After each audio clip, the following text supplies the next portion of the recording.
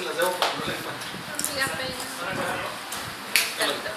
Oigan, o sea, es lo mejor cuando voy a tener la estos son para ti, pastor. No, hasta así como que la barba pastoral, ¿qué onda ahí? ¿Cómo haciendo el lavado? No, pero el kit. Hasta te encontraste si conoces por kit. Yo quiero. Ay, soy solo. Se me cayó la boca. chicos, No, bueno. está haciendo agua la boca. Ay, te entraste el chile. No, porque fue. Así de que Emily, párale. No me entienden. De hecho, yo estaba grabando. Que vean el Ok, color. vamos a comenzar. Padre, gracias Señor, gracias Padre. Es un privilegio estar aquí reunidos, Señor, en tu nombre, disfrutando tu presencia, alabándote, orando, Señor, viviendo, Padre. Ahora queremos que nos refresques, Señor, con tu palabra. Queremos aprender de ti. Espíritu Santo, habla a través de mí, Señor, a través de los comentarios que se hagan, Padre. Sé tú, Señor, a través de nosotros, Señor. Que la gente que nos sintoniza, Señor, pueda ser también bendecida, Padre, y pueda ser tocada por el poder de tu palabra, Señor. Te lo pedimos en el nombre de tu Hijo Jesucristo, nuestro Señor. Amén. Amén. Ok. Tengo mucho material que abarcar y poco tiempo. ¿Te puedo poner? Sí. Y como estoy siendo auditado, vamos a comenzar con esto. Hemos estado viendo el tema de hombres y mujeres de fe. ¿Sí? Vimos al inicio ¿Qué es? qué es la fe. ¿Qué más? Acuérdenme. Viene en la página de... ¿Qué produce la fe? Bueno, eso fue ya en la ¿Qué produce la fe? Vimos cómo puedes orar. Vimos que la fe al inicio, que la fe está basada en la palabra de Dios, que hay que tener cuidado cuando empezamos con declaraciones y con que es normal tener incertidumbre incluso en la oración, pero que vimos en la segunda sesión cómo puedes tener certeza aunque Dios no te haya hablado, ¿se acuerdan? Porque hay cosas que Dios te va a decir. Exacto. Y vimos los efectos de la fe la vez pasada y cómo salir de la crisis de fe. ¿Se acuerdan? La vez pasada. Hablamos de eso. No. El hermano Gustavo sabe. ¿Dónde? El hermano Gustavo sabe. Sí. A ver, vamos a ver. Estamos bien perdidos. Yo tenemos. Aquí lo tenemos. Sí, no espere que lo acepten. Vimos el... Sí, cuando nos ataca la incredulidad, acuérdense de eso. Claro. Claro, vimos la crisis de fe, exactamente. En la Ok. 4. Sí, cierto. Ahora vamos a ver, chicos, el poder de la influencia y cómo proteger la fe. Poder de la influencia y cómo proteger la fe. Y aquí nos vamos a ir quiero que veamos, es un patrón de conducta o de ordenanza o de principio que Dios pone en el Antiguo Testamento y también en el Nuevo Testamento. ¿Se acuerdan cuál fue la razón por la cual Israel, la debacle de Israel, o sea, por qué Israel vino su ruina? Por ¿En la idolatría. época de Moisés? Por En la idolatría. época hasta la época del exilio. Idolatría. ¿Cuál fue la causa de la idolatría? Idolatría. Pero porque no le creyeron a Dios. Porque no creían a Dios. Porque Falta de fe. no ¿Cuál fue la causa de caída? comunicaron acerca de lo que cosas que Dios hizo a las siguientes generaciones y se olvidaron del Señor. Falta de fe. Conocimiento, falta de fe. Sin haber con Dios. No estoy viendo. Porque se les olvidó todo lo que Dios había hecho. Ok, les voy a dar, todo eso tiene que ver, pero la razón principal fue porque subestimaron el poder de la influencia de las naciones vecinas. ¿Subestimaron cómo? Subestimaron el poder de la influencia de las naciones vecinas. Quiero que vayamos a acompáñenme a Números capítulo 33.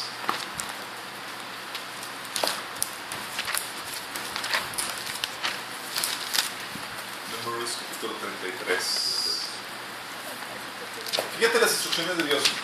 La problemática que tenían los israelitas durante la época del desierto fue no le creían a Dios, ¿saben? La problemática una vez que entraron en la tierra prometida fue que subestimaron el poder de la influencia de las naciones vecinas. Fue la razón de la debacle. Todo el fracaso de Israel fue porque subestimaron esa influencia. No vas a encontrar por qué se metieron en la idolatría, por qué esto, por qué lo otro, porque adoptaron las costumbres de los pueblos que dejaron vivos ahí. Yo creo que venía números 33-52, dice: esta es la instrucción de Dios al pueblo de Israel, dice: deberán expulsar del país a todos sus habitantes y destruir a todos los ídolos e imágenes fundidas que ellos tienen. Ordénales que arrasen todos sus santuarios paganos. ¿Sí? Versículo 55 dice: si no expulsan a los habitantes de la tierra que ustedes van a poseer, sino que los dejan ir, esa gente les causará problemas, como si tuvieran clavadas astillas en los ojos y espinas en los costados. Versículo 56 dice: entonces yo haré con ustedes lo que había pensado hacer con ellos. Wow. Y se cumplió. Dios dijo: a esas naciones las quiero expulsar y extinguir. Israel fue expulsado de la tierra. Sí. Deuteronomio 7, versículo 1 dice: el Señor tu Dios te hará entrar en la tierra que vas a poseer y expulsará de tu presencia a 7 naciones más grandes y fuertes que tú, que son los egipcios, los fergeos, amorreos, cananeos, fereceos, los heveos y los jebuseos. Versículo 2 dice: cuando el Señor tu Dios te haya entregado y tú las hayas derrotado, deberás destruirlas por completo. No harás pacto con ellas, ni les tendrás compasión. Era arrasa, limpia la tierra. Vamos. Por la instrucción de Dios no debían dejar a nadie vivir. No era la instrucción de sáquenles provecho, trátales como esclavo, una ganancia económica, como se dice con ellos. No. Era limpia la tierra, quita la influencia que puedas tener, no evites entre ellos, simplemente elimínalos. ¿Sale? Luego decía en Deuteronomio 7:3 dice: tampoco te unirás en matrimonio con ninguna de esas naciones, no darás a tus hijos a sus hijas, ni tomarás sus hijos por tus hijas. Es decir, mantente apartado de ellas. Vamos. Josué 23:7 dice: no se mezclen con las naciones que aún quedan entre ustedes, no rindan culto a sus dioses ni juren por ellos. Esto fue ya final de porque la conquista de la tierra prometida se llevó por partes. Aquí estamos hablando ya cuando Josué, al final del libro de Josué, ya acabaron la primera expedición de conquista y había todavía naciones por conquistar, pero ya tenían suficiente terreno conquistado para habitar ellos. Y Josué dice: hey, las naciones se quedan, no se meten con ellas ni den culto a sus dioses, sino al contrario, vayan aniquilándolas. De hecho, Dios había dicho en otro pasaje que Dios no destruiría las naciones por completo, sino que sería poco, sería un proceso, ¿sí? Poco a poco, para que los animales de la tierra no atacaran por Israel. Dios les da esa instrucción, vamos. No solamente les da instrucción, no se mezclen con ellos, sino que también le dice: no se metan con sus objetos de culto, destruyen eso. Está protegiéndolos de la influencia que puedo tener con esa gente. Y no solamente la influencia física de que me relaciono con ellos, me contagian sus ideas y eso, sino de la influencia espiritual que también pudiera tener. Los objetos de contacto se conocen, son todos objetos utilizados para la adoración y culto de otros dioses y objetos de ocultismo. Eso atrae la presencia de demonios y trae una influencia espiritual en el ambiente o en el lugar donde se encuentra. Números 33-52 dice: deberás expulsar del país a sus habitantes y destruir todos los ídolos e imágenes fundidas que ellos tienen. Ordénales que arrasen todos sus santuarios paganos. Instrucción clara y precisa. No te quedes con que vamos a hacer un museo de todas las naciones que había aquí, vamos a hacer una exhibición de la diosa tal, para que no les puso a hacer museos, no les dijo: bueno, reutiliza el oro, las partes, no, es arrasa con él. Deuteronomio 7:5 dice: esto es lo que harás con esa nación: destruirás sus altares, romperás sus piedras sagradas, derribarás sus imágenes de la diosa Acera y les prenderás fuego a sus ídolos. Versículo 25 Pero tú deberás quemar al fuego las estatuas de sus dioses, no codicies la plata y el oro que la recubre, ni caigas en trampa de quedarte con ellas, pues eso será lo que aborrece tu Dios. Y el versículo 26 te dice: no metas en tu casa nada que sea abominable, se refiriendo a todo objeto de ocultismo o de culto a otros dioses. Todo eso debe ser destruido. Recházalo y detestalo por completo, para que no seas destruido tú también. ¿Cómo que para que no seas destruido? Trae influencia espiritual. ¿Sí? Nosotros que nos ha alcanzado ya, como dice Pablo, los últimos tiempos tenemos, Dios nos ha revelado todo lo que eso implica. Y Satanás tiene el derecho a estar donde sus objetos están y trae un ambiente espiritual. ¿Han sentido cuando entran a un lugar y dices, wow, que se siente pesadito? Bueno, eso pasa. Y los demonios, espíritus, es muy real la influencia espiritual. Estaba platicando con mi esposa yo hace un tiempo y con gente, con situaciones, veíamos cómo Satanás movía personas así tal cual para bloquear cosas, así como si estuvieran coordinando. Yo como que, wow, ¿cómo puede ser eso? Hay un mundo espiritual y en ese mundo espiritual coordina gente también. Sí. Habla, influencia. Hemos estado viendo con algunas personas que han estado viviendo síntomas de perturbación demoníaca. Los demonios hablan y traen todo tipo de bombardeo de pensamientos. Y eso mismo pasará con este tiempo. Esa tentación de creer en idolatría, en otros ídolos, es por ese ambiente espiritual. ¿Qué es lo que dice? Lo que Dios, esto es Dios tratando de proteger al pueblo de Israel, ¿sabes? De la influencia. Pero dice, no te mezcles con esas naciones, destruye cualquier objeto, contacto, ocultista que puedas tener, pero también Dios le da instrucciones para proteger de la mala influencia dentro de ellos. Ok, eso es con las naciones externas. ¿Qué hacía con las personas dentro de ellos que podían tener mala influencia? ¿Sabes qué hacían con los israelitas que se apartaban o que empezaban a hacer idólatras o qué les decían? No. ¿Por la ventana? No. ¿Por la ventana? Lapidación. Fíjate lo que dice Deuteronomio 17, de 2 al 7. Bueno, mejor se lo platiqué porque mucho tiempo acá dice.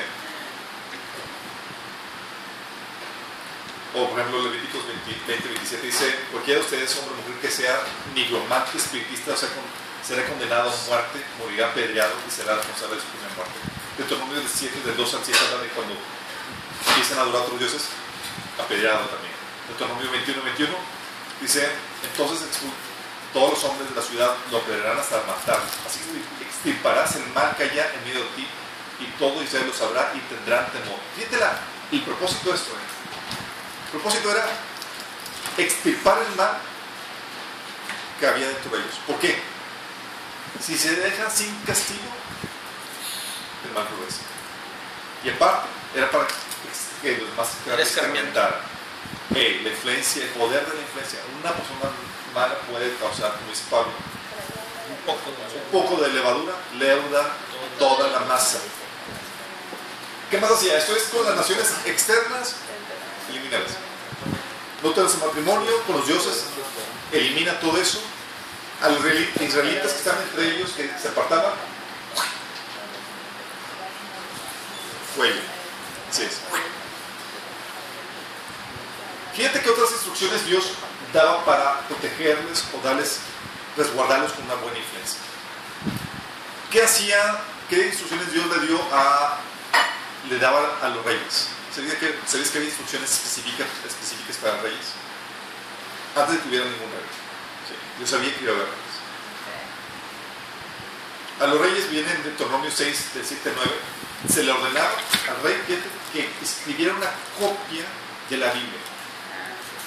Órale, va a ser rey, toma, hazle una copia.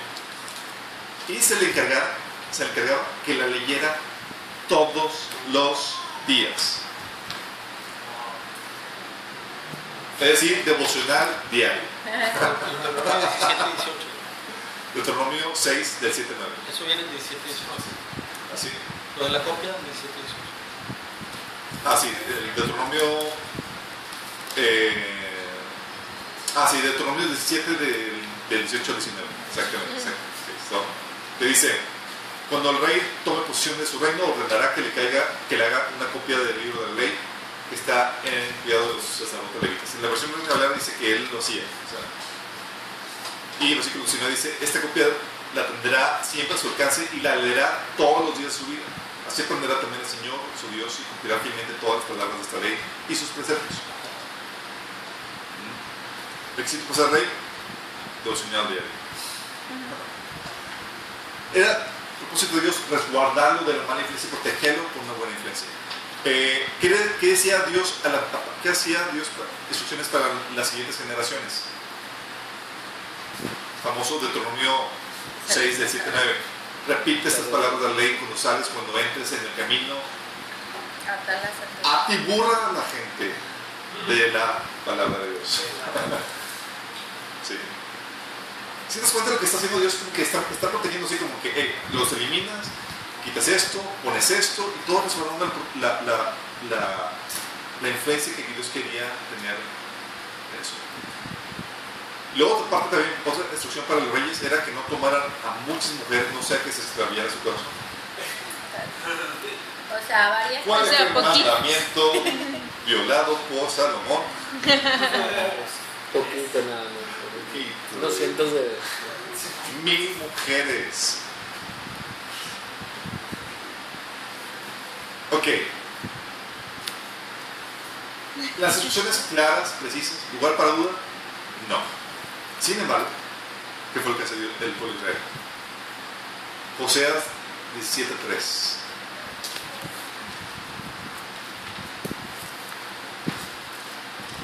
Cuando los israelitas se hicieron fuertes, redujeron a los cananeos a esclavitud, pero no los expulsaron totalmente de sus tierras. ¿Sabes qué estás viendo? Está como que la primera 17:13. La primera fase de conquista eliminaron a las naciones, pero había naciones todavía que conquistar. Entonces, conforme el pueblo se hacía fuerte y estaban listos. Josué 17:13. ¿Qué dijo? No, dije Josué. No, dijiste en realidad fue que Joseas. Dijo Joseas. Escribiste Josué, pero dijiste Josué. Ya me lo voy a buscar. ¿Qué versión dicen que lo va a buscar?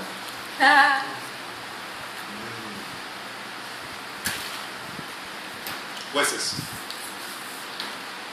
98.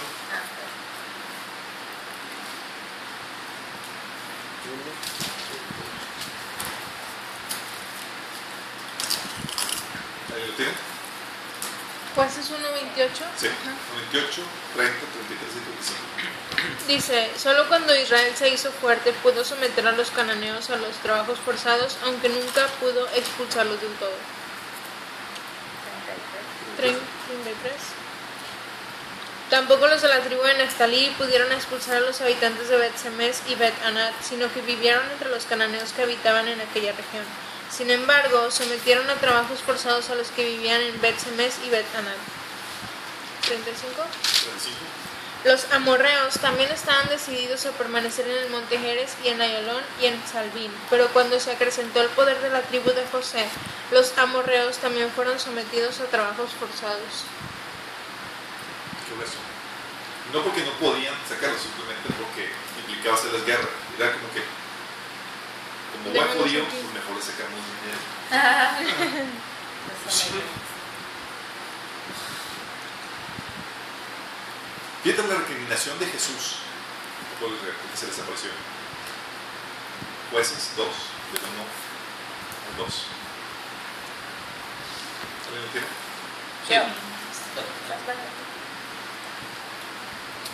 El ángel del Señor subió de Gilgal a Boquín y dijo: yo los saqué a ustedes de Egipto y los hice entrar en la tierra que juré darles a sus antepasados. Dije: nunca quebrantaré mi pacto con ustedes. Ustedes por su parte no harán ningún pacto con la gente de esta tierra, sino que derribarán sus altares. Pero me han desobedecido. ¿Por qué han actuado así? Y Dios dice: ahora no les voy a ayudar a sacar a las naciones, sino que los voy a poner a prueba por medio de ellas. O sea, Oye, me encanta que en la Valera dice como que yo lo saqué del tierra de Egipto, y dice, y no olvidaré jamás mi pacto, y dice bien claro, con tal que, o sea, les da como la condicionante. Ajá. Sí, la condicionante era: no hagan alianza con las naciones, no se junten con ellas, no se casen con ellas, aniquílenlas. Sí. Porque si no, ellos los va, y la estipulación de Dios es: ellos los van a desviar, ¿sí?, a adorar a sus dioses. Dios sabía el poder de la influencia, sabía lo que podían hacer.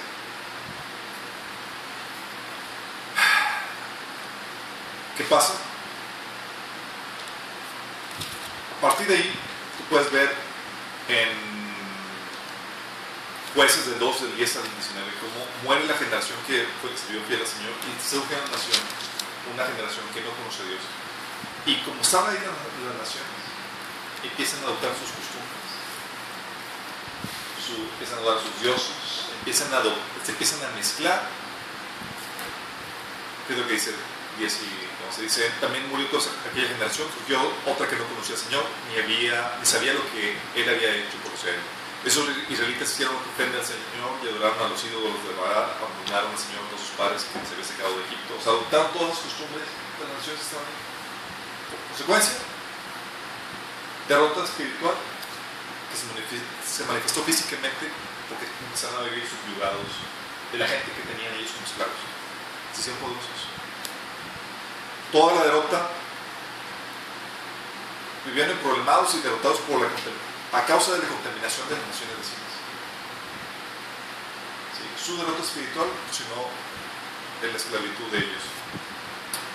Y Dios levantaba caudillos o líderes, libertadores, que los sacaba de esa situación, mientras que el líder estaba ahí vigente, eran fieles más o menos, pero volvían a apartarse.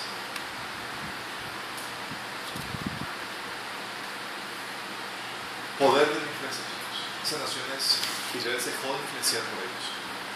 ¿Cuándo venía la liberación y el elevamiento de Israel? ¿Sabes cuándo vino? 1 Samuel capítulo 7 van a encontrar cómo Samuel hace un pacto donde dice: hey, defínanse ya con respecto a su visión para seguir al Señor, y quiten de ustedes, entre ustedes, todo ídolo, todo objeto pagano, todo lo que objeto de culto que no venga de Dios. Y alineó a Dios, alineó al pueblo de Israel hacia Dios. Consecuencia: Dios los hace libres de sus enemigos. Tú ves ese mismo movimiento porque volvió a caer tiempo después de Israel con el rey Ezequías. Se alineaban a Dios, liberación, ¿sí?, prosperidad, bendición por parte de Dios. Josías, lo mismo también. Y tú puedes ver todo el libro de Reyes, es el mismo episodio. Se aparta de Dios, esclavitud, maldición de Dios, muerte. Al final de cuentas, como Israel no se permaneció fiel, terminan exiliados. Fíjate el resumen del caso de Israel, Salmo 106. ¿Alguien lo tiene? Es el resumen del Antiguo Testamento. Del 34 al 40. ¿Quién lee? El de George. Sí. Israel no destruyó las naciones que había en la tierra, como el Señor le había ordenado. En cambio, los israelitas se mezclaron con los paganos y adoptaron sus malas costumbres. Rindieron culto a sus ídolos y eso resultó en su ruina. Hasta el 40. Hasta sacrificaron a sus propios hijos e hijas a los demonios. Derramaron sangre inocente, la sangre de sus hijos e hijas. Al sacrificarlos a los ídolos de Canaán, contaminaron la tierra con asesinatos. Se contaminaron a sí mismos con sus malas acciones y su amor a los ídolos fue adulterio a los ojos del Señor. Por eso el enojo del Señor se encendió contra su pueblo y él aborreció su posición más pesada. Qué grueso. ¿Cuál fue la causa? De que no destruyeron los pueblos que el Señor les había enseñado y que se mezclaron con los paganos y adoptaron sus costumbres. ¿Qué tal? Subestimaron el poder de la influencia. Hemos estado hablando acerca de los hombres y mujeres de fe. Lo que estamos viendo ahora es cómo proteger tu fe. La fe se protege protegiendo la influencia o restringiendo la influencia que pueden tener sobre ti. Porque todos estamos expuestos a la influencia. Caso de Rey Salomón, ¿saben por qué? ¿Cuál fue la debacle de Salomón? Si saben que al final de su día se apartó y empezó a sacrificar y adorar a otros ídolos. ¿Cuál fue la razón? Sus esposas. Se casó, exactamente. Su esposa se casó con chicas, digo, sí, paganas. Todas eran incircuncisas. Ahí estuvo el mal. No mal. Eso sí, eso fue algo bueno. Ok. Sí, de hecho, en Primera Reyes 11, del 2 al 3, habla del caso de Salomón. Dice, les voy a leer el versículo 2, dice que Salomón desobedeció a Dios. Dice, Dios había dicho a los israelitas: no se unan a ellas ni a ellas a ustedes, porque de seguro les desviarán el corazón para que sigan a otros dioses. Con tales mujeres se unió Salomón y tuvo amoríos. O sea, chicas paganas que podían desviar tu corazón. ¿Qué pasa cuando ya estás enamorado de una persona y no ama a Dios? Te expones a vivir el vituperio que vivió Salomón. Sí. Sí. Yo lo convierto. Sí.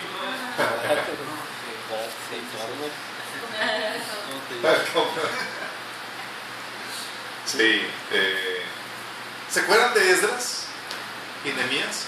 Se los invito a que lo lean. El capítulo 9, 10 de Esdras y Nehemías 11. Se los platico porque tenemos mucho que abarcar.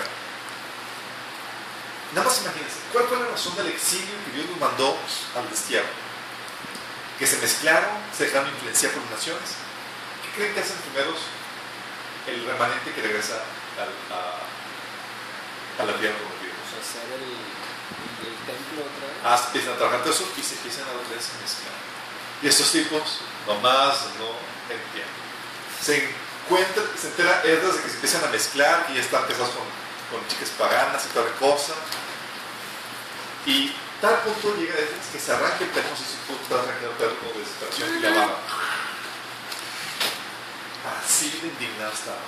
Y estaba tan en shock que se quedó así como que en duelo todo un día.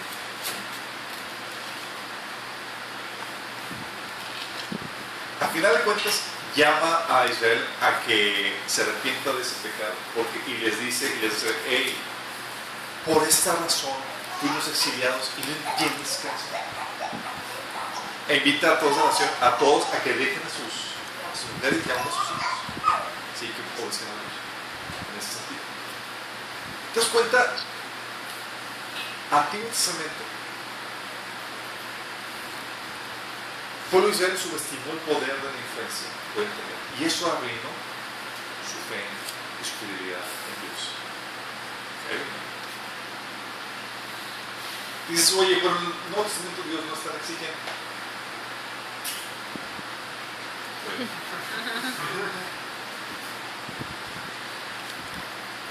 Fíjate lo que viene en el Nuevo Testamento. En el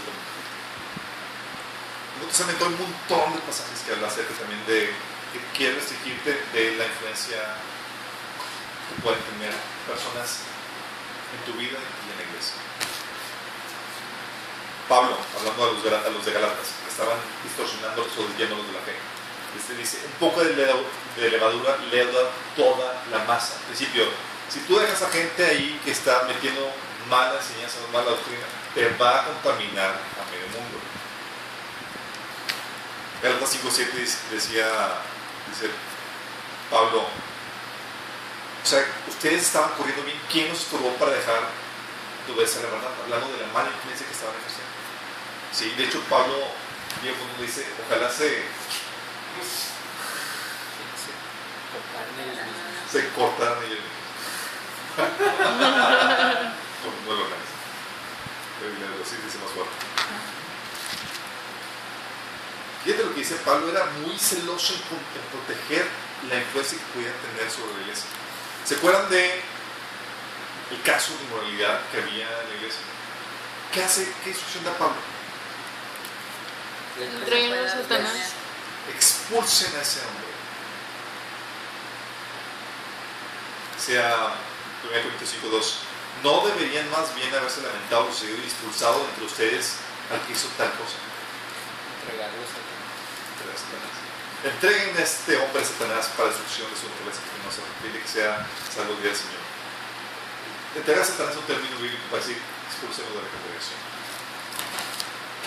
Versículo 13 dice: Dios juzgará a los de afuera, expulsen al malvado de entre ustedes.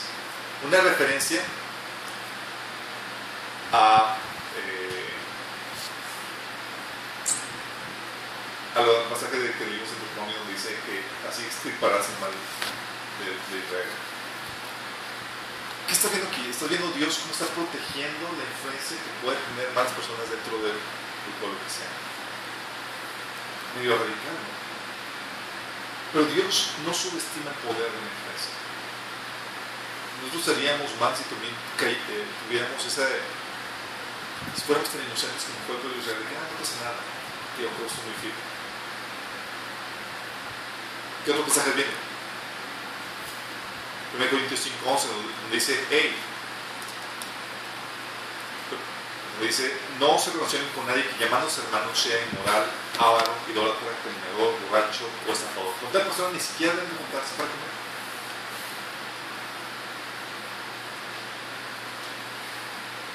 ¿Ves? Así como que como Dios tenía el mismo principio de proteger a su pueblo. No te dejes influenciar, tengo que protegerte.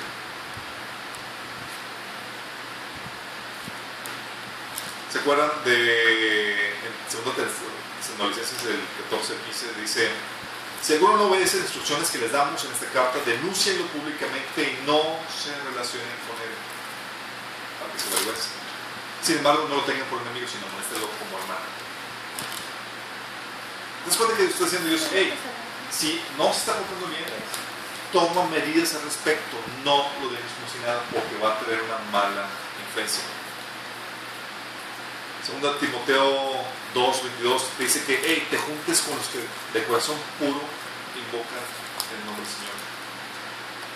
Sí. Hebreos 10:25 te exhorta que no te dejes de congregar. ¿Se acuerdan de Mateo 18:6, donde dice: ay de aquel por quien vienen los tropiezos? Sí. Y está hablando de los discípulos.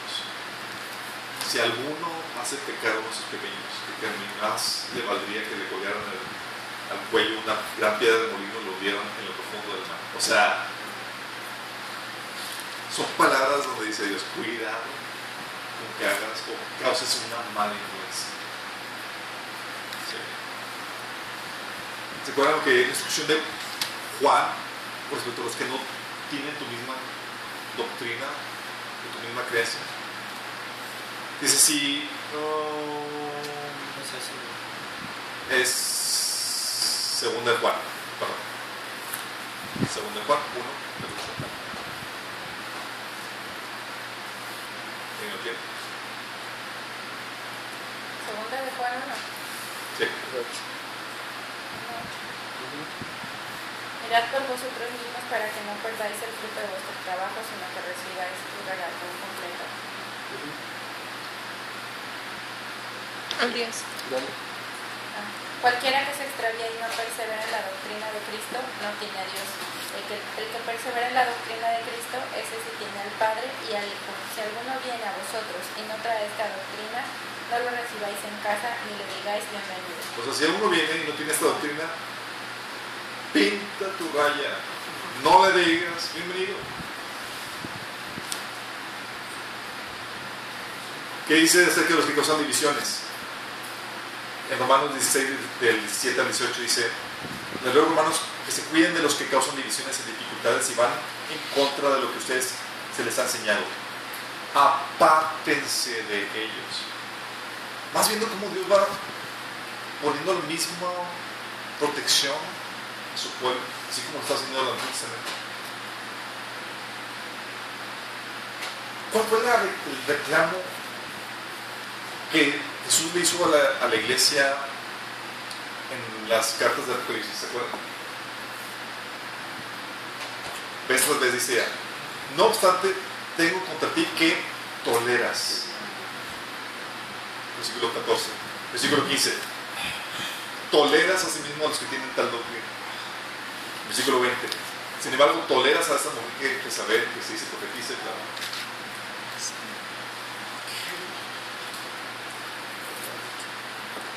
O sea, ni siquiera es participas, es tolerar. Estás tolerando. O sea, no es participas.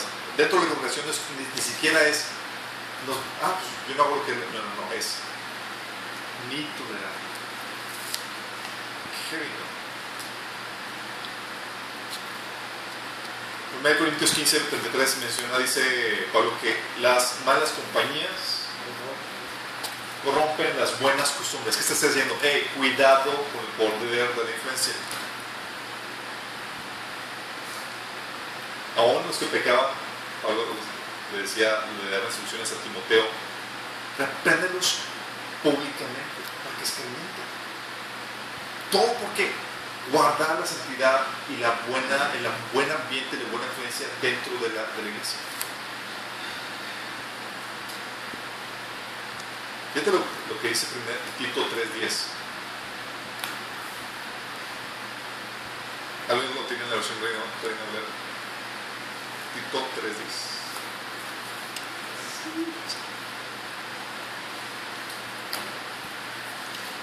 Dice: al hombre que causa divisiones, después de una y otra amonestación, deséchalo, sabiendo que el tal se ha pervertido y peca y está condenado por su propio juicio. Muéstralo 2, 3 veces, si no, desecha. ¿Habían visto esta parte de la Biblia, esta faceta?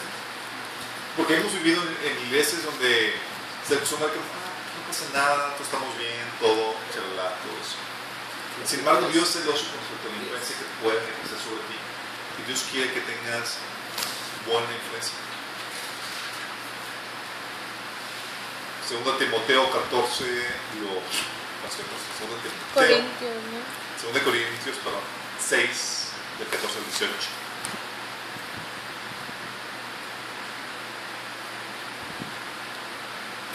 2 Corintios 6, del 14 al 18.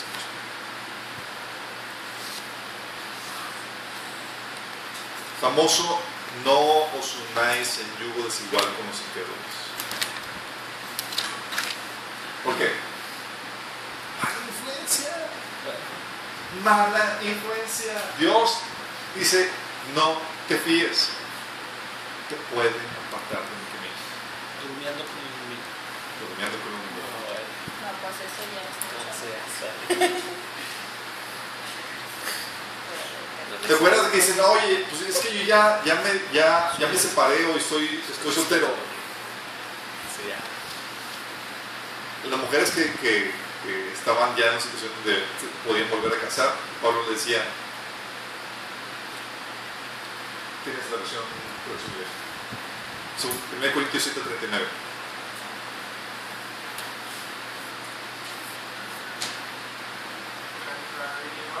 7:39, así es, ¿qué dice? Una esposa está ligada a su esposo mientras el esposo vive. Si su esposo muere, ella queda libre para casarse con quien quiera, pero solamente si ese hombre ama al Señor. ¡Ay, tela!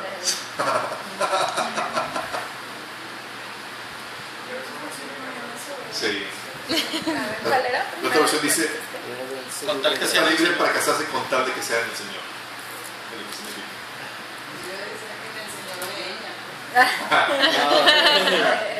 O sea, como decir su viejo.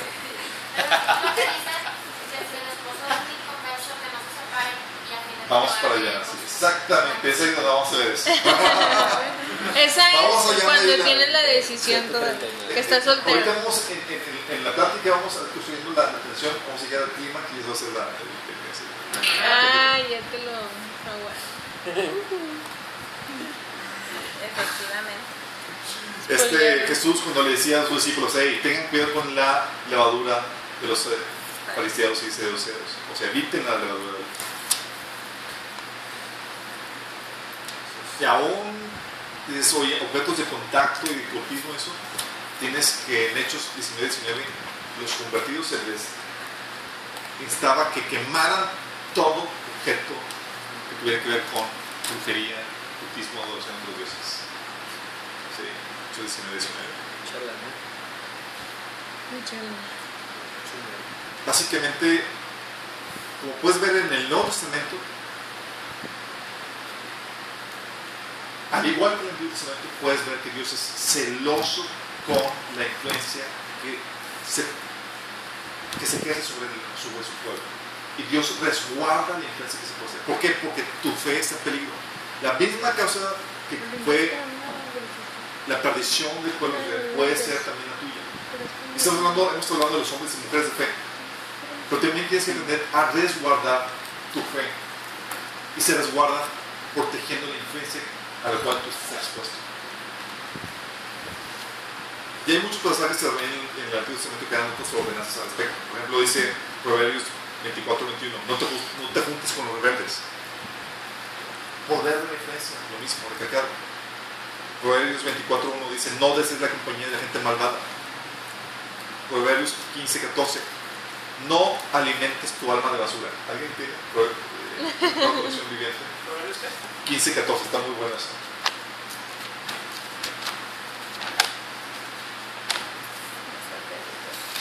El sabio tiene hambre de conocimiento, mientras el necio se alimenta de basura. Alguien, y eso es que no voy a tener en ese entonces, La NTV.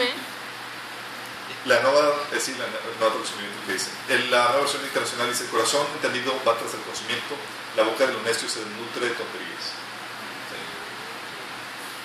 ¿Cómo dice la nueva traducción? No, lo yo El necio se NBI. alimenta de basura. El necio se alimenta de basura. O sea, no alimentes tu alma de basura. Poder de la influencia. También te dice Proverbios, hey, no te juntes con gente violenta o irritable porque vas a aprender sus modos.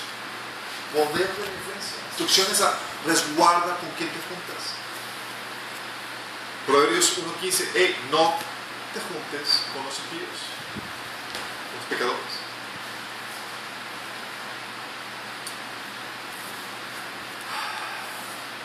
Proverbios 15:22-12 te explica que los burlones podían ser corregidos, por eso no se juntan, se alejan de los sabios. Si hay gente que ya no desea congregarse, ahí tiene que ver con esto. Deuteronomio 7:14 te dice el efecto de la mala influencia. Ellos, porque esas naciones te apartarán del Señor y te harán servir a sus dioses. Dios es un Padre protector. Y te menciona en Josué 23:15-16 que por esa mala influencia vas a ser destruido.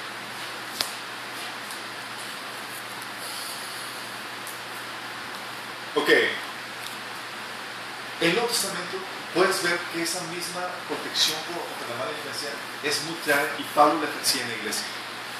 No dejaba que una persona estuviera en pecado y se le diera rienda suelta al pecado dentro de la congregación sin que nada se hiciera pero un pecado no corregido dentro de la congregación ocasionaba que fuera de mala influencia de los demás. De hecho, te ha pasado seguramente, o hemos sabido casos donde vas a una iglesia y hay como que gente comprometida, otros así como que medio light, y la situación es que cuando llega una persona que la influencia se empieza a ejercer de esta forma, empiezas a creer que ese estilo de vida de alguien que se dice cristiano empieza a ser normal, especialmente porque nadie le está llamando la atención. Y el momento de que nadie dice nada, nadie le llama la atención, nadie hace nada para restringir eso, empieza a contaminar a los demás. Sí. Por eso Jesús también era muy severo en el Apocalipsis. Tengo contra ti que toleras dentro de la iglesia a los que tienen esta doctrina, a los que hacen estos pecados y a los que hacen este tipo de cosas. Esta es la situación. Era simplemente de hecho tolerarlos. Por su pueblo decía, hey, un poco de levadura leuda toda la masa, expulsen el malvado de ustedes.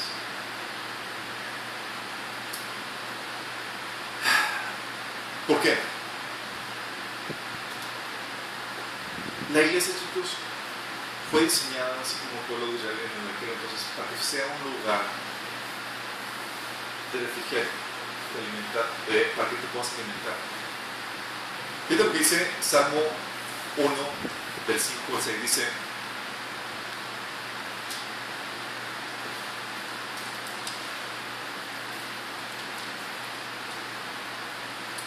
pero no se sostendrán los malvados en el juicio, ni los pecadores en la asamblea de los justos. Si sabes que la iglesia fue diseñada para ser la congregación de los santos, de los justos de Dios. La iglesia no es un lugar donde se mezclan creyentes e inconversos, contrario a lo que tú has visto en un momento.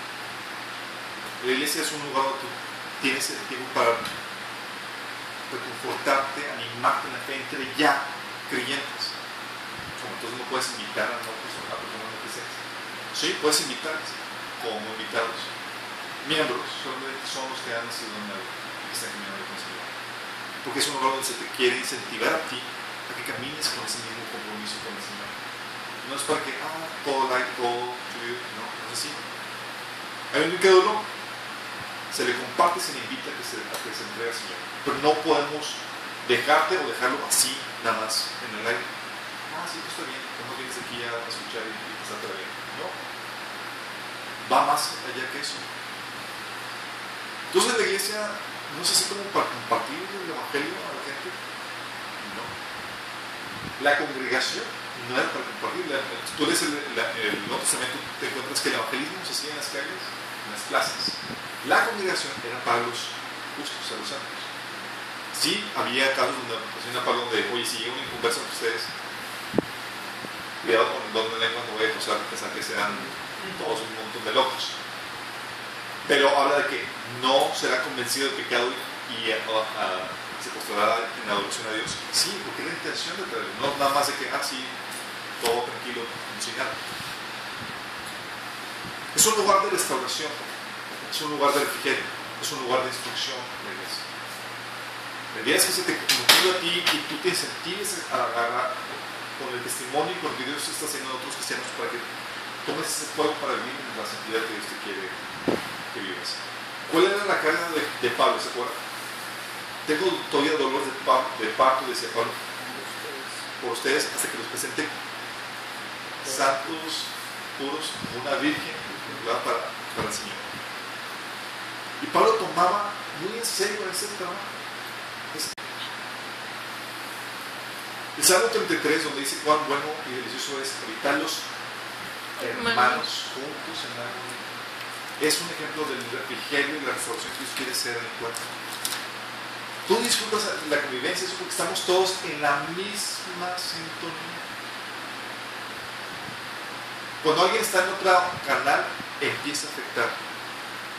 Sí, empieza a afectar. Por eso Pablo decía, todos aquí. Si alguien no quiere caminar en este nivel, en este compromiso, si no quiere vivir su vida en santidad, expúsalo. Por el poder que puede tener su influencia dentro del pueblo. Entonces tenemos esta situación. Pablo decía, tengo que proteger la influencia que se da dentro de la iglesia, al igual que los israelitas en el Antiguo Testamento, porque la mala influencia puede ser su perdición. ¿Sí? Pero entonces, ¿cómo lidiamos con estos otros pasajes? Juan 17:15.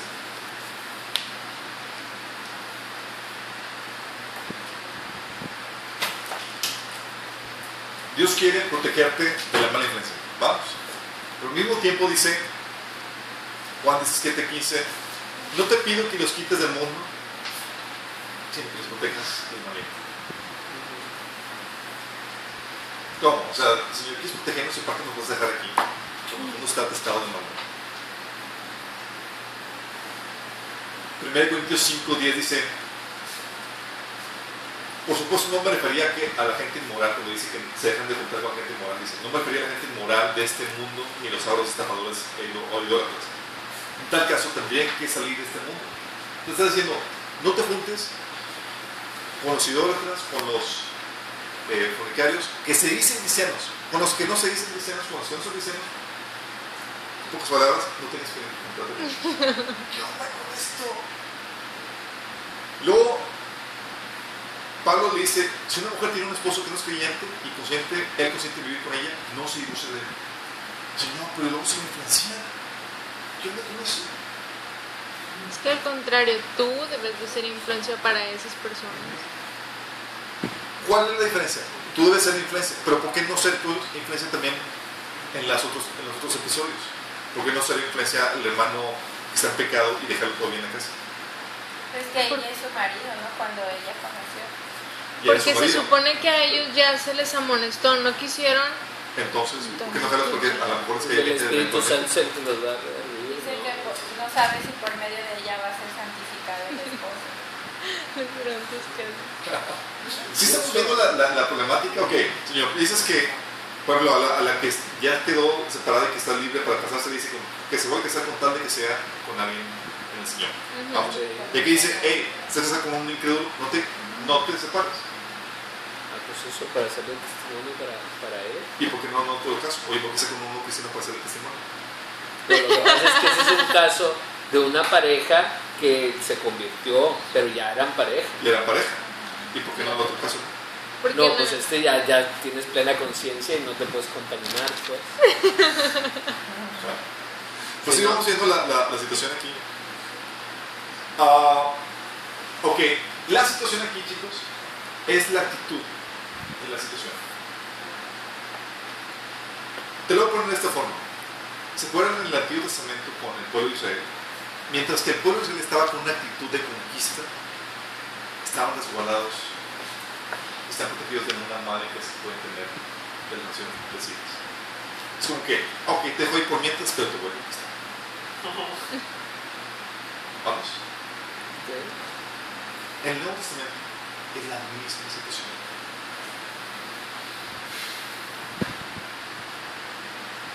Por ejemplo, los maridos. Dice, quédate con el incrédulo. Pero dice en 1 Corintios 7:16, ¿qué dice? Me equivoqué. Porque ¿qué sabes tú, oh mujer, si quizás harás salvo a tu marido? ¿Qué sabes tú, oh marido, si quizás harás salvo a tu mujer? Exactamente, es, ok, quédate casada, pero con una actitud de conquista. Es decir, con la mente de que no te lo vas a escapar, te vas a convertir. ¿Vamos?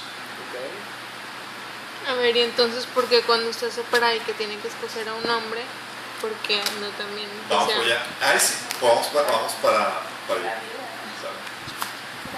Ah, sí, la vida. No, era la que, en el caso donde dice que se vuelven a casar, era cuando el esposo incrédulo la abandonaba por la conversión de la fe. Sí. Oye, te abandonó tu esposo porque no toleró tu fe. Ok, estás libre para volverte a casar. Sí. ¿De cuántos años tiene?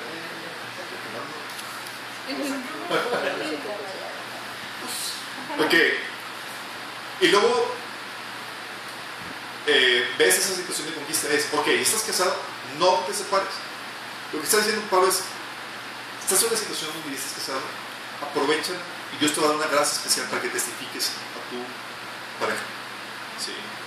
Pero eso es una situación que tú no propiciaste, sino que Dios te la puso ahí. Ya estás casado. Vamos. La situación en la que tú te vas a propiciar, sí, voy a buscar un incrédulo para evangelizar. No funciona así. Es mucho riesgo. De hecho, la Biblia por eso dice no tomes en yugos igual con los incrédulos. Por eso dice, te puedes volver a casar, pero siempre y cuando sea con un hombre del Señor. ¿Sí? ¿Por qué? Porque el matrimonio no se supone que es para que tú conquistes para el Señor al rey. Es para que los dos sirvan al Señor. Es muy diferente. ¿Sí? Es como la iglesia. La iglesia no es para que conquistes para el Señor a los miembros y te los ganes para Cristo. No. Es para que tú disfrutes la armonía, la bendición que trae el compañerismo en Cristo. ¿Sabes? Hay dos tipos de actitudes. Uno, la actitud de ataque o de conquista, que es tratas de convertirlos, de convencerlos. Y hay otra actitud, en otro tipo de relaciones, que es de relax, que es estoy aquí para disfrutarlo. La iglesia es la actitud para disfrutar. bajas tus defensas. No estoy buscando convencerte, estoy buscando disfrutar la armonía y la bendición que trae nuestra hermandad en Cristo. La familia también tiene ese propósito.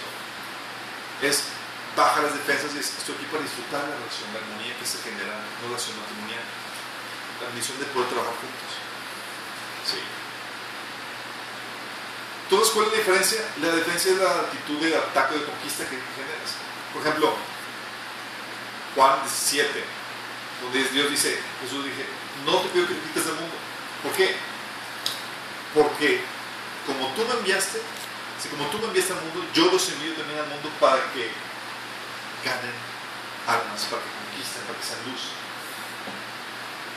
Que estás notando aquí una actitud de conquista. De hecho, tal así Juan 17:20 menciona, Jesús dice, no solamente te ruego por ellos, sino por los que ellos van a ganar. Por las almas ellos van a ganar. ¿Qué es eso? La razón por la que Jesús está diciendo, te estoy dejando aquí para que tú conquistes. No es para que bajes la guardia y te relajes y disfruta el mundo y las relaciones con todo el mundo. No es, te dejo aquí para que los ganes para el Señor. ¿Vamos bien?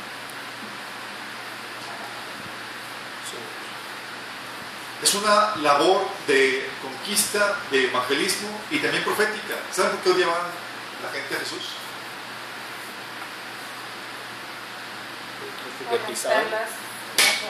Romper sus reglas religiosas. Pisaba calles. Porque decían las cosas como eran. Abran Juan 7:7.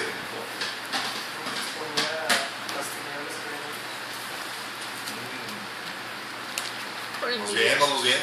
Oigan, ya no hay más papitas. ¿Esas eran para ti? 7. Y tú no. Todos menos Emily. Sí. No digan nombres, se está grabando. Juan 7. Juan 7:7, por favor. Te reprendo. Juan 7:7, ¿qué dice? No puede el mundo aborreceros a vosotros, mas a mí me aborrece, porque yo testifico de él, que sus obras son malas. Dice, el mundo me aborrece porque testifico que sus obras son malas. Esa es una labor profética. Es una labor de, hey, arrepiéntete. Y es porque esto está mal, no estás haciendo la obra de Dios. No estás alineado a los mandatos de Dios. Es una actitud de conquista y actitud profética donde tú estás siendo profeta en esta generación, para esta nación, para que puedan volver al Señor. Jesús era odiado porque testificaba que las obras de ustedes son malas. Chicos, están mal. Mateo 5:13 menciona que nosotros somos la luz y la sal de la tierra.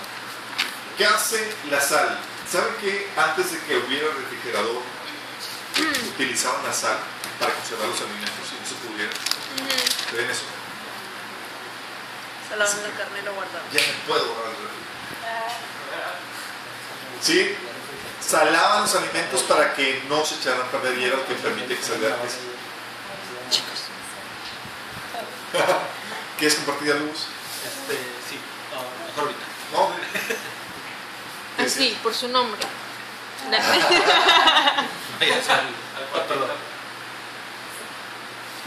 Ok. Si te das cuenta, Dios te está dejando en el mundo para que seas luz y sal. Es, ve, conquista, ve, ser sal, ve, refrenar la maldad, testifica, comparte, gana almas. Dios nos dejó aquí para que seamos sus testigos, ¿cierto? Hay otra actitud que es la actitud relax que les comento, que es cuando bajas las defensas, ya no estás en busca de conquistar y de ganar el mundo para Cristo, sino estás en la actitud de vamos a relajarnos, vamos a disfrutar la relación.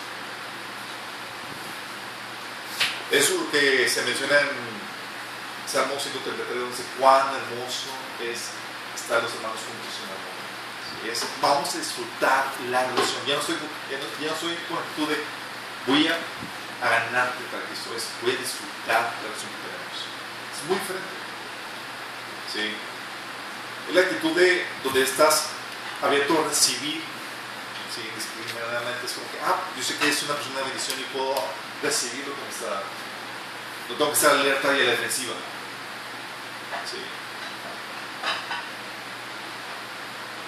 Pero esa actitud es para que se disfrute en un ambiente seguro. Y la iglesia es ese ambiente seguro. En el mundo, tener esa actitud de relax hace que te coman vivo. Sí. ¿Se acuerdan de Jesús cuando dice en Mateo 5:13? Si la sal se vuelve insípida, ¿para qué sirve? Para nada. ¿Cómo un cristiano se vuelve insípido, chicos?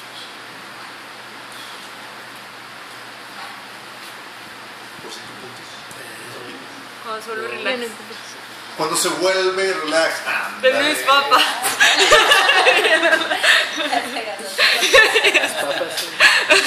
Ya se los comió Emily. Se vuelve relax cuando ya no pierde la actitud de conquista, cuando ya no está buscando influenciar al mundo. Ya no estoy con que actitud de te quiero ganar para Cristo, te quiero influenciar, te quiero volver tus malos amigos. Ya quito esa actitud, pierdo mi serenidad.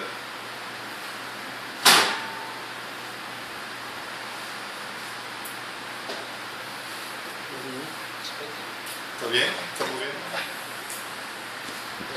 Dan. No. Huele a... Es que todo me dio la ropa. Al gas, ¿verdad? Sí. Pero contentos quizás. Creo que mejor vimos las ventanas ahora. ¿Está bien? No prendan ni no se de YouTube. Por si las dudas no fueron. Ok.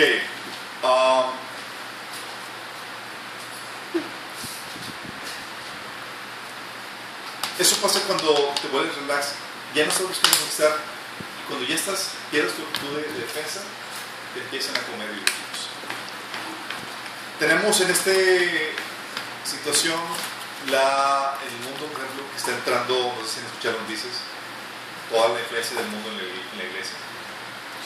Tenemos cierta sección donde, por ejemplo, ya pastores se les está dando la libertad para que, de las denominaciones que jamás hubieras imaginado, presbiteriana, metodista, para que casen homosexuales, ya se les está aceptando toda la situación de los hermanos gay pensionadas, como que son de la familia, todo eso. Ya ves en la iglesia muchas iglesias han perdido la actitud de conquista, donde, hey, te quiero ganar para Cristo, arrepiéntete, por una cultura de mejor ser políticamente correcto. No le puedes decir que está mal. ¿Sí? O sea, cada quien tiene su onda. O sea, musulmanes tienen el mismo Dios, no hay problema. El universalismo lo que hace, esa herejía que dice que cualquier persona que se porte relativamente bien puede llegar al Señor, quita esa actitud de defensa y de conquista de la iglesia. Y no busco ganarte, pues ¿para qué?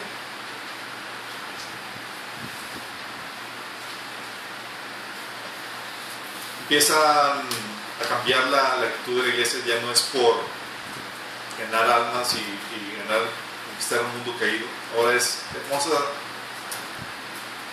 a agarrar todas las ondas como el secreto, pues, que tengas éxito en tu vida y en vez de ayudarte a que te santifiques y te quites todos esos deseos egoístas y pecaminosos. Sí, exactamente. Lo que decías que decía Jesús, ¿no? A las iglesias, o sea, que toleran demasiado. Sí, o también ya cambian las prioridades, ya no se trata de realmente fomentar el sacrificio y la entrega de Jesús, ahora es nada más el ser grande y exitoso. Gozo. Hijo del rey. Sí, tu mejor vida ahora. Todos los días son viernes. ¿Cómo entra la iglesia? ¿Cómo entra el mundo a la iglesia? ¿Cómo entra la mala influencia? ¿Cómo hace que la iglesia pierda su fe, su salinidad en todo esto? Tienes que entender una situación aquí. ¿Se acuerdan del caso de Dalila y Sansón? ¿Qué fue lo que ocasionó que Sansón cayera? confianza se dejó sobre su portal. Confianza es una. Una y otra vez. Exceso de Sí, confianza. ya sé. Sí. ¿Sabes cuál fue la situación? Fue la autoconfianza de Sansón, y la otra lo dice en Jueces 16, como todos los días lo presionaba con sus palabras y lo acusaba hasta hacerlo sentir harto de la vida. La persistencia de la lila. Y no me voy a por vencido hasta que tú tengas. Y déjame decirte que esa misma actitud agresiva tiene el mundo. Está tocando, está taladrando las puertas de la iglesia, buscando cualquier cosita. Así como dice Pedro, anda el enemigo como un león rugiente, buscando quien devorar. Entonces decía, velar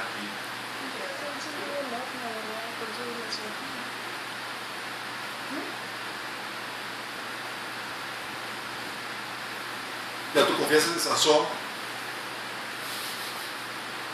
Dejas de estar en guardia con actitud de conquista. Y la persistencia del mundo, aunado a la persistencia del mundo que está tratando de influenciarte, de hacerte caer, de penetrar, hace que eventualmente entre la mala influencia de la iglesia. Y tu fe, que es lo más valioso que debes proteger, empieza a provocarse. ¿Se acuerdan de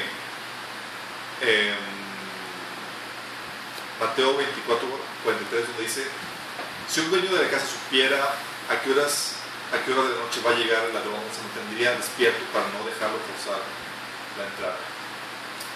¿Qué te dice? Si el dueño de la casa, en otra versión en Reina Valera dice, si el padre de familia. Está hablando de la función de atalaya que ejercen los líderes por proteger a la familia. Si ellos duermen y no están velando, dejan entrar la contaminación. Hace que se pierda esa influencia. ¿Quiénes eran los que ponían el orden en la iglesia? ¿No eran acaso los líderes? ¿No era Pablo poniendo orden? Como dice, no se le decía a Timoteo, a Tito, hey, haz esto y esto, pon orden en la iglesia. Porque son los que son los guardados, son los encargados de vigilar y proteger la casa. ¿De qué otra forma se pierde la fe, la influencia que podamos ejercer? Un cambio de prioridades. ¿Sí? Cambiamos. La iglesia pierde la razón de ser por lo cual está aquí. La iglesia aquí tiene una función evangelística. Cuando la iglesia ya no le interesa ganar almas, ya no está con actitud de conquista. Cuando ya pierde la función profética, es decir, ya no le interesa testificar, predicar y establecer los modelos de Dios para las diferentes áreas de la vida, pierde su salinidad. O sea, ya no está buscando conquistar un mundo caído. Pierde la actitud de conquista y al igual que el pueblo de Israel, ya te atropellas. Cuando pasa eso, la iglesia se convierte en un grupo de ¿qué queda hacer? Y muchas iglesias están pasando en eso. Un grupo de beneficencia. Sí. Grupo social. Y ya empieza con lo ser políticamente correcto, tratar de mediar entre diferentes partes, no ataquen al grupo, no a los grupos más necesitados, etc. Yo recuerdo cuando estaba fue en el 95, estaba estudiando en clase de inglés y supone que eran misioneros. Yo no sabía que eran misioneros, las personas que me estaban dando clase de inglés, en una escuela de aquí en Monterrey. Cristianos, se supone. Y me entero que son misioneros. Yo, wow, genial. ¿Cuánto tiempo llevan aquí? No, llevamos ya para año y medio. Genial. ¿Y qué onda? ¿Cuánta gente se ha convertido? Y me cambian así como que sí, digo, pues son misioneros. No, pero hacemos labor social, enseñamos a los niños. Bueno, ellos me invitaron a Michigan. Estuve con ellos un año. Y pues dije, no presionó mucho. Dije, pues se me hizo raro, lo puse ahí como que para examinarlo después. Pero estando allá, me invitan al Congreso de Misioneros. Y voy, no, va a estar genial, toda la cosa. Toda la conferencia fue cuántos niños huérfanos han ayudado, cuánta evacuación han hecho, cuántas casas han destruido. Ni un alma. La discusión ya no era, y era como que el panel de las Naciones Unidas, el panel de las integración de grupos marginados, el panel de gente, ¿sabe? Gente, la actitud de conquista de la iglesia, ¿sabía? Perdido por completo. Y estaba en shock. ¿Qué pasa? Y luego, para hacerlo interesante, decían, estaban platicando con, yo estaba platicando con nuestros misioneros y decían, oye, ¿y qué onda? Pues estaba platicando de que había aquí en Monterrey conocieron misioneros que estaban yendo a utilizar los musulmanes. Y dices, ¿tú crees que los musulmanes están perdidos? Yo, hello, claro. Entonces, ¿tú crees entonces que Alá no es el Dios de los cristianos? O sea, poder de conquista, la capacidad para, traer God. Los primeros en que, ante la influencia del mundo, ¿quiénes son? Los que pierden esa garra, ese deseo de conquista. Qué grueso, ¿no? ¿Qué hace que pierdas eso? No solamente que pierdas la actitud evangelística y profética de la iglesia, sino también cuando dejas de santificarte en la verdad. Cuando la iglesia empieza a tomar por encima, así como que pues ya no es tan vigente. Por ejemplo, la Biblia habla claramente de que los homosexuales no heredarán el reino de los cielos. Y es como que, pero empiezas a querer torcer. Es lo esencial. ¿Sí?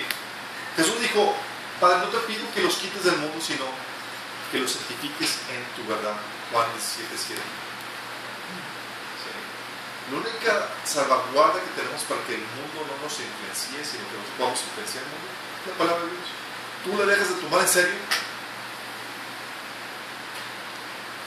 You're gone, man. Estás frito. Pablo decía que cuestionaras y fueras rígido en la palabra. Decía que si aún un líder explicaba una mujer diferente, lo cuestionaras de palabras. 45 de sí. Y aún lo regañaba cuando ya debían de ser maestros y no lo sé. ¿Qué otra cosa cuestionaba? La parte que el mundo entrara a la iglesia y se perdiera la influencia y se contaminara la fe. La falta de disciplina eclesiástica. Jesús, tengo contra ti que toleras a y no sé nada al respecto. Cuando pasa eso, el tiempo de la iglesia deja de ser un tiempo de refrigerio donde puedo estar tranquilo y de cobrar pilas.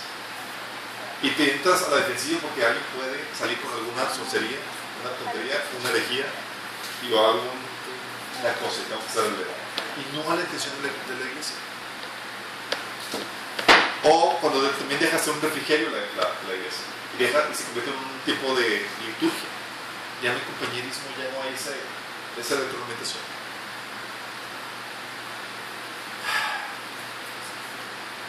Para concluir, chicos, somos el pueblo de Dios y Dios es celoso con nuestra confianza que tú tienes, que tú ejerces y que tú recibes.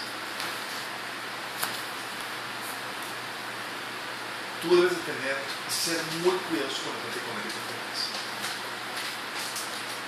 Júntate con gente que tenga las actitudes que quieres fomentar en tu vida, los valores que quieres fomentar, los logros que quieres lograr, los hábitos que quieres desarrollar.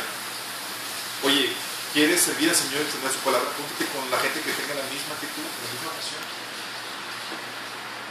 ¿Quieres animar, avivar el fuego de Dios en tu vida? Júntate con los que le están avivando. Porque eso se contagia. Oye, tú estás dirigiendo un grupo, vigila la influencia de ese grupo.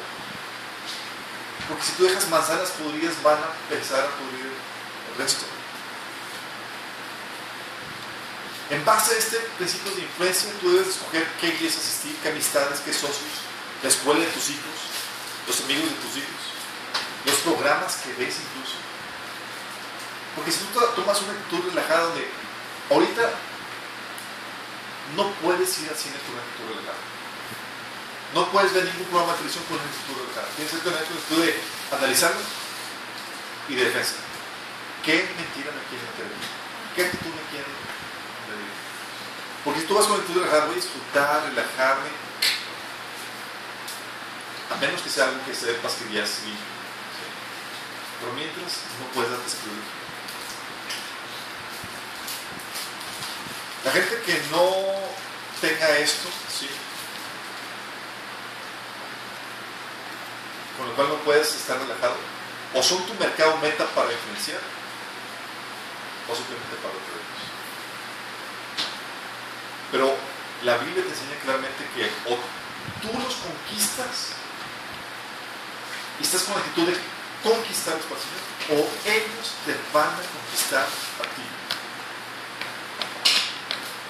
O estás con la actitud de Israel, con el pueblo de Israel de te voy a ganar. Y si quieres eso, te van a comer vivos. Porque ellos sí tienen esa actitud. A ellos igual que a la Biblia está pegando. Entonces van a ceder. Y ahorita tú estás viendo la iglesia cediendo al mundo. Su fe, su influencia va. El Señor nos protege y nos guarde de regreso. Que tú puedas seguir siendo luz y sal y no perder esa estabilidad. Te juntas con el mundo brutal, pero con una actitud de conquista. Nunca la pierdas. ¿Tienes amigos que no son cristianos? Ora por ellos, busca la oportunidad para testificar, para enseñar el plan de Dios a sus vidas, para ser profeta ahí en ese grupo que estás viendo. Porque si tú no estás en una actitud de conquista, es difícil ya después traer el mensaje de Dios. Es difícil después presentarte como cristiano. Yo recuerdo cuando estaba en la prepa, cuando sí como que me pasaba por cristianos de la secreta, no sé si lo saben. Y nadie supo que eras cristiano. Y te invitan allá para allá, y luego decir que no es más difícil. Aquí si te presentas inmediatamente como, soy cristiano. Sí. Y empiezas a meter ya tu palabra totalmente en serio. Porque ese cuando ya te respetan, ya no se da por decir con toda la defensa que ponen esta sur. Oramos, chicos. Padre Celestial, te damos gracias, Señor, porque tú nos das los principios para resguardar, Señor, y proteger nuestra fe. Señor, que podamos ser celosos, Señor, con este regalo tan hermoso que nos has dado, Señor, que es la fe. Dice de tu palabra que es más preciosa que el oro refinado, Señor. Señor, que no seamos pacos, que no seamos negligentes, que no nos confiemos, Señor, con respecto a la influencia que el mundo puede ejercer en nuestra vida, Señor. Sabemos que el enemigo quiere robar nuestra fe, Señor, quiere quitar nuestra influencia, Señor, este mundo. Te pedimos, Padre, que tú nos resguardes, Señor. Que hagamos de nuestras casas, Señor, de nuestras iglesias, Padre, un lugar de refrigerio donde podamos cargar vidas, Señor, para salir a conquistar, Señor, ganar gente para ti, Señor, testificar, hacer esa labor profética, Señor, de anunciar tus principios para las diferentes áreas de la vida, Señor. Queremos ser tus mensajeros, Señor, tus testigos, Señor, hasta el día que tú vuelvas, Señor. Te lo pedimos en nombre de Jesús, Señor.